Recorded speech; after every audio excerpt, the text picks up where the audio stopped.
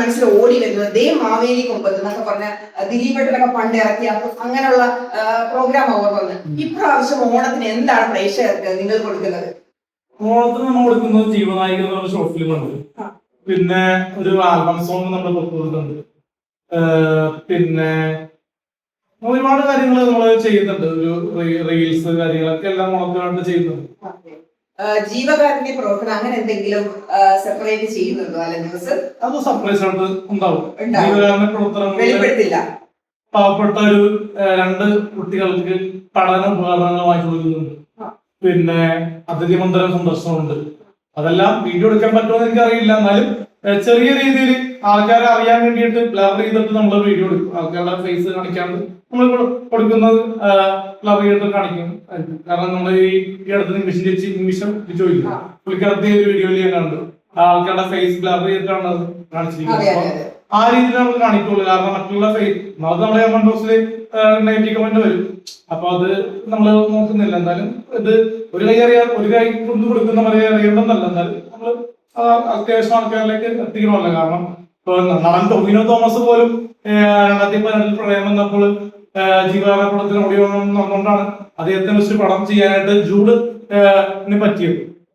അപ്പൊ അത് എന്തായാലും നമുക്ക് അതിനുവേണ്ടി ചെയ്യണമല്ല, പക്ഷെ എന്നാലും നമ്മള് ഒരു സഹായപ്രിയനാണ്. നമ്മള് ഇപ്പൊ എല്ലാവർക്കും നമ്മളിപ്പോ ചെറിയ രീതിയിലാണെങ്കിലും ഇപ്പൊ മീഡിയാസിലാണെങ്കിലും അവര് ചോദിക്കുകയാണെങ്കിൽ നമ്മൾ 500 1000 രൂപ കൊടുക്കാറുണ്ട്. അപ്പൊ ചോദിക്കാൻ കൊടുക്കാറുണ്ട്, സഹായിക്കാറുണ്ട്. അപ്പൊ അതൊരു സഹായമാണല്ലോ. കാരണം എല്ലാവർക്കും ഒരു ഓണത്തിനാണെങ്കിൽ അവർക്ക് ഇപ്പൊ തിരുവോണത്തിന് 1000 രൂപ വെച്ച് അവർക്ക് കൊടുക്കുന്നുണ്ട്. അപ്പൊ അതൊക്കെ ഒരു ചെയ്യാനൊരു ഗസ്റ്റ് ഉണ്ടെന്ന് പറഞ്ഞാൽ തോന്നണമല്ലോ ഒരാൾക്ക്. ഒരാള് ഒരു 1000 രൂപ ഫ്രീ ആയി കൊടുക്കൂല. പിന്നെ എന്റെ അമ്മച്ചിക്കാണെങ്കിൽ എല്ലാ ആഴ്ചയിലും 4000 3000 വെച്ച് കൊടുക്കാറുണ്ട്. അങ്ങനെ വീടുകളിൽ ചെലവൊക്കെ ഞാൻ നോക്കണം. അപ്പന് 1000 വെച്ചിട്ട് കൊടുക്കാറുണ്ട്. അപ്പന്റെ കാര്യം പറഞ്ഞപ്പോഴാണ് ഇപ്പൊ അലൻ ജോസ് പെരേര കഴിഞ്ഞു കഴിഞ്ഞാൽ ഇപ്പൊ മലയാളികൾക്ക് സുപരിചിതമാണ് പെരേരയുടെ അപ്പൻ. ആ 2 വാക്കൊന്ന് പറയാം. അപ്പൻ എങ്ങനെയാണ് ഈ രംഗത്തേക്ക് കടന്നു വന്നത്? അപ്പനെ ഞാൻ പണ്ട് സിനിമയിൽ ഞാൻ കൊണ്ടുവന്നിരുന്നു. മാലിക്കുന്ന സിനിമയിൽ അത്യാവശ്യം സീക്വൻസിലുണ്ടായിരുന്നു.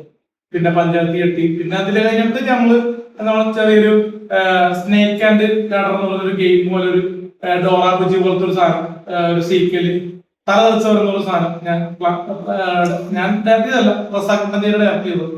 അപ്പൊ അത് അത്യാവശ്യം ഓടിയതിനു ശേഷമാണ് എന്നെ ബാഡ് ബോയ്സിലേക്ക് വിളിക്കുകയുണ്ടായി. ബാഡ് ബോയ്സിൽ എനിക്ക് എന്റെ ഫാദറിനൊരു വേഷം ഉണ്ടായിരുന്നു, പക്ഷെ ഫാദർ ഗൾഫിലായതുകൊണ്ട് എനിക്കത് വിളിക്കാൻ പറ്റിയില്ല. ഞാൻ വിളിച്ചതാണ്, പക്ഷെ പുള്ളിക്കാരൻ വന്നില്ല. ഇപ്പൊ ഇനി ഒരു അങ്ങനത്തെ ഒരു ഫാദർ മോൻ അല്ല ഫാദറിനെ എന്നെ വെച്ചൊരു കോമ്പോയില് ഒരു എന്തെങ്കിലും ഒരു ക്യാരക്ടർ വന്നു കഴിഞ്ഞാൽ എന്തായാലും ഉറപ്പായിട്ടും പുള്ളിക്കാരൻ വരും. പുള്ളിക്കാരൻ ചെറിയൊരു വർക്കൊക്കെ ചെയ്യുന്നുണ്ട്, പോകുന്നുണ്ട്. പെരേരയുടെ വീഡിയോസ് പലതും എടുത്തു നോക്കിക്കഴിഞ്ഞാൽ ഒരുപാട് നെഗറ്റീവ് കമന്റ്സാ. പക്ഷേ അതിൽ നിന്നും വിഭിന്നമായിട്ട് നേരിട്ട് കാണുമ്പോൾ പ്രേക്ഷകർ ഭയങ്കര സ്നേഹമാണ്, ഓടിക്കൂടുന്നു, സെൽഫി എടുക്കുന്നു, ഭയങ്കര ബഹളം. അതിന്റെ സീക്രട്ട് എന്തോ ഒന്ന് പറയൂ. സീക്രട്ട് എന്ന് പറഞ്ഞു കഴിഞ്ഞാൽ ഇപ്പോ ഫിലിം ഇൻഡസ്ട്രിയിൽ പോലും ചില ആൾക്കാർക്ക് നേരിട്ട് കാണുമ്പോൾ ഹലോ എന്ന് പറഞ്ഞ വർത്തമാനം പറയുകയും പുറത്തുനിന്ന് വേറെ വർത്തമാനം പറഞ്ഞ ആൾക്കാരുണ്ട്. എന്നാലും ഈ ഫീൽഡില് പല മനുഷ്യരും പല രീതികളാണ്. അപ്പൊ അതുകൊണ്ട് തന്നെ നമ്മളൊക്കെ അങ്ങനെ കമന്റ് ബോക്സിൽ നെഗറ്റീവ് ആണെങ്കിൽ പോലും നേരിട്ട് കാണുമ്പോൾ അടുത്തേക്ക് വരെ ഫോട്ടോ എടുക്കുന്നുണ്ട്. അതെന്റെ വിജയമാണ്. കാരണം ഒരു പടത്തിന്റെ ആക്ടർ പറഞ്ഞത് ധർമ്മജൻ പോൾക്കാട്ട് ഇപ്പൊ നമ്മുടെ രമേശന്റെ കൂട്ടുകാരാണ്. അപ്പൊ പുള്ളി പറഞ്ഞിരുന്നു, നീ 10 പടത്തിൽ നായകനല്ല, പക്ഷെ നീ സെലിബ്രിറ്റിയാണ്. അപ്പൊ കുറച്ച് കാര്യങ്ങൾ ശ്രദ്ധിക്കാനുണ്ട്.